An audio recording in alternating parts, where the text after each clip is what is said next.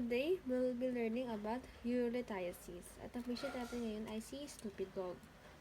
Urolithiasis, there is a presence of calculi or stone in the urinary tract. So yung mga key terms natin, nephrolithiasis, ibig sabihin kidney stone.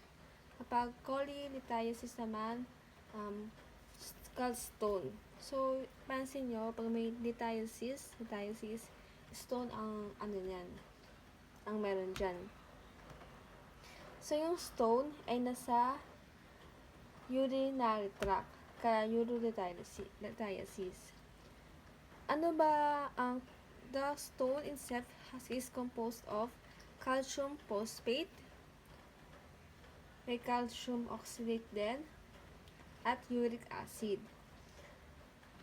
If yung stone ni Stupid Dog ay may uric acid, the patient is suffering from hyperuricemia or mataas yung uric acid may mataas siya na uric acid. Ang tawag dun ay hyperuricemia.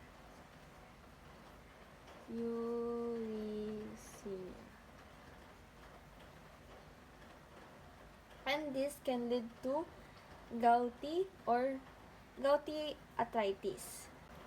So, may 3 types of arthritis tayo. Pasadahan lang natin. Meron tayong titawag na osteoarthritis. Ito yung wear and tear arthritis. Sabihin sa mga matatanda talaga, osteoarthritis ay common. Yung rheumatoid arthritis naman, nangyayari yan kapag yung immune system natin is mistakenly damages our joints.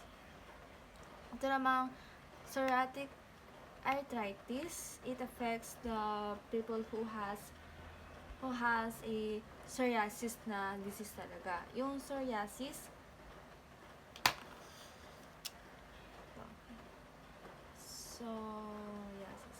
ang psoriasis is autoimmune skin condition siya that causes itchiness and discomfort. So, bakit nagkakaroon ng urolithiasis sa Stupid Dog? Dahil may supersaturation of urine due to slow urine flow and it will lead to formation of stone. Dahil na mabagal yung urine flow, nagiging saturated na yung urine. Tapos, pag naging saturated na yan, mag-form yan na ng stone. So, ganito kasi yan. May urolithiasis kasi normally, kapag healthy tayo, kapag umiinom tayo ng tamang amount ng tubig, like 2 to 3 liters a day, madadalute ng maayos ang ihi natin. Ano ba yung mga dilutes or yung solutes na ng ihi natin? Yung electrolytes, calcium, uric acid. Ang uric acid, nagagaling yan sa purine. And good source ng purines ay meat organ. Yung mga laman loob. Beer, Coke, carbonated soda ay source din ng purines. So, if onti lang kasi yung iniinom mong tubig, hindi nadadalute na maayos ito. So, ano nangyayari? Nagiging supersaturated na. Tulad ng sinabi ko kanina. Supersaturated, sa Tagalog, malapot. So, naiipon. So, ayan, diba? So, if naipon dito sa naipon yung calcium at uric acid, it will lead to kidney stone. Hindi lang kidney stone, pwede ibang stone. It will lead to stone kasi merong naipon na calcium at uric acid.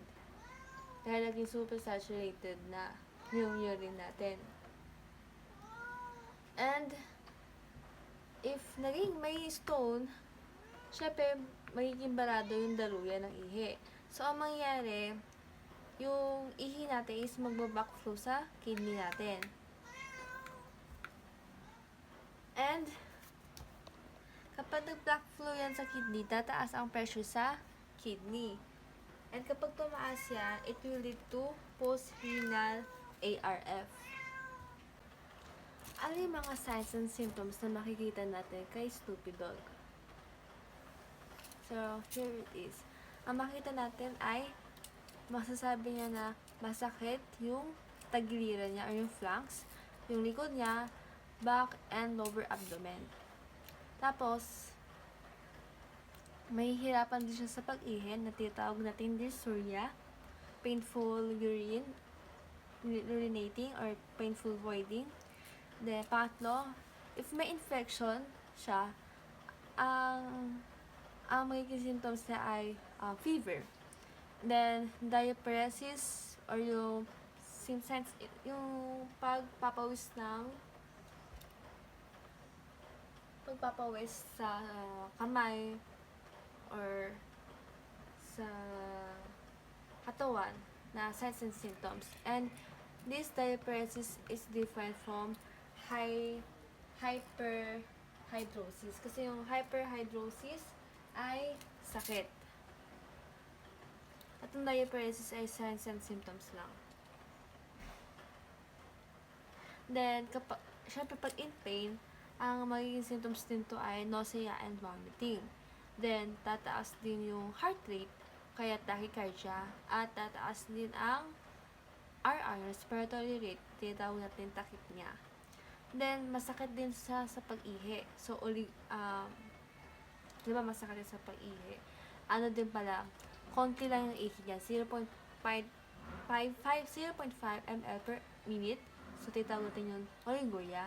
Then, may dugo din sa ihi niya. Pwede hematuria. Possible na may dugo. Yan ang mga signs and symptoms sa 9. So, ito ang mga risk factors ni stupid dog. Una, risk factors ang pagiging lalaki. So, lalaki kasi sa stupid dog. Bakit? Kasi, meron silang prostate. And meron tayong tinatawag na benign prostatic hyperplasia or BPH. Ito ay common sa mga lalaking edad 40 pataas. At isa pa ako, bakit this factor ang beer? Kasi mahilig sila sa beer. And we know that beer is a good source of purines. And purines, dyan kapag binake-down yan ng metabolic, ayan ay bigyan uric acid. And kapag maraming uric acid ang naipon sa urinary tract natin, magkaka-form of stone formation siya. Then, another risk factor is kapag mayroon damage sa urinary tract lining ni stupid dog. Kunwari, may sugat or may butas sa urinary tract niya, possible na maipon doon si calcium tsaka uric acid. That will lead to stone formation. Another one, third is kapag may high acidity or alkalinity, or meaning hindi balance yung pH value ng urine. Bakit? Kasi pag ganyan, magiging cause pa rin yun ng stone formation dahil hindi balance. So, ang normal range ng pH value ng blood ay 7.35 to 7.45. And pH normal value naman ng urine ay 4.5 to 8.0. Pero ito, it will depend sa hospital. May mga pa rin. Pero yung sa mga libro, yung value, 4.5 to 8.0. Then, another one is dehydration. Diba? Paano madadilute ng maayos kung hindi siya umiinom ng tubig? Self-explanatory niyan. Number 5, urinary retention. Diba? Unti na nga yung iniinom mo, tapos nagpipigil ka pa ng ihi. Ano mangyayari? Backflow yung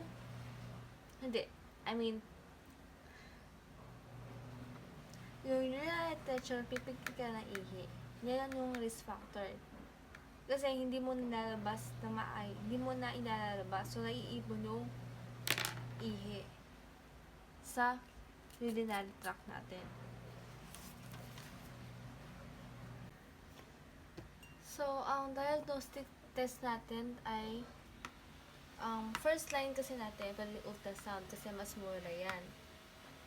Pero kung may kaya ka naman, pwede na yung CT scan kasi ito na yung definitive test natin na malalaman na natin agad na merong urolithiasis. So, ano ang management gagawin natin kay Snoopy Dog? Kung bibigyan tayo ng NSAIDs or yung non-steroidal anti-inflammatory drugs natin for pain scale na 1 to 7 or for mild to moderate pain. Ano ang mga example niyan? Aspirin, mefenamic acid, Ketorolac,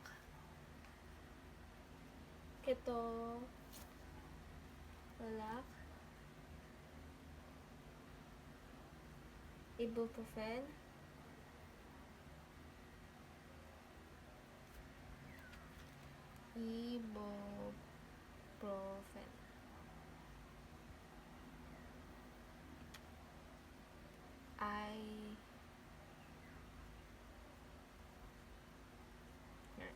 ibuprofen, tapos aspirin,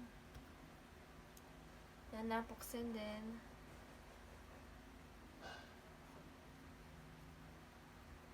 ayun yung mga example ng NSAIDs.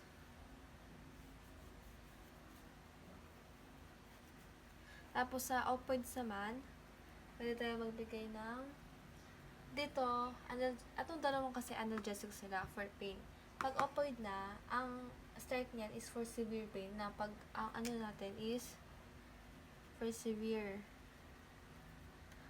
Ato 1 to 7, diba, na pain scale. Ato 8 to 10 na pain scale. Pero, pag nabibigay tayo ng ganito, i-monitor natin yung respiratory depression, tsaka monitor for the risk for the bleed. Ang opioids ay nakaka-addict, addictive siya. Ang sample niyan is morphine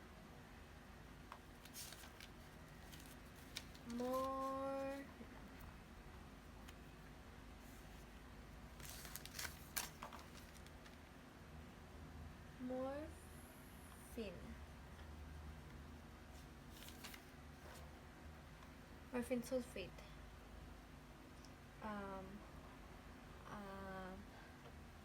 codeine,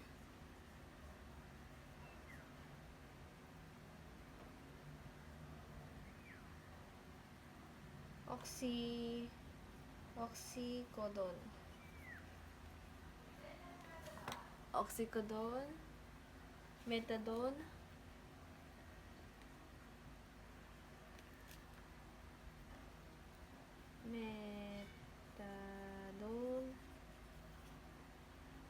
syempre yung alam natin na fentanyl, morphine, codeine, oxydone, tsaka methadone. Next naman natin, magbibigay tayo ng antiemetics.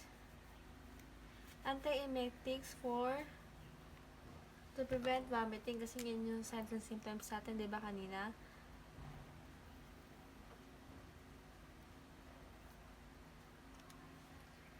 Ang sample niyan is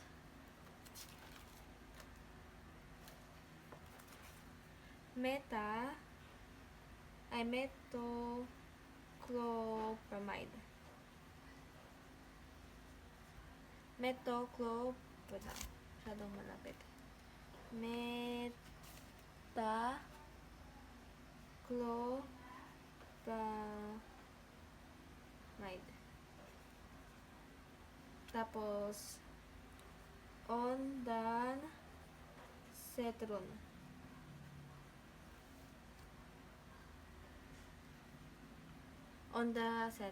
Atong metoclopramide ay IV siya. Yung ondansetron naman, tinitake siya orally. For our procedure, pwede tayo O nga pala, pag mild, 1 to 4. Pag moderate, 5 to 7. Tapos, severe is 8 to 10. So, 1 to 4, 5 to 7, 8 to 10. So, sa procedures naman natin na pwede gawin kay Snoopy Dog, una is lithotripsy. Lithotripsy. Lithotripsy. Lithotripsy. Ginagamitan to ng laser or shock waves. So, pag may ganyan tayo, expect na natin na magkakaroon ng hematuria tsaka site of bruising. And, i-make sure natin na na-strain natin yung stone ng patient kapag lumabas. So, in-expect natin dito is bruise and hematuria.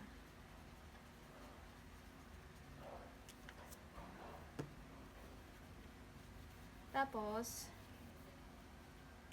so, ano ang nursing intervention natin para kay Snoopy Dog?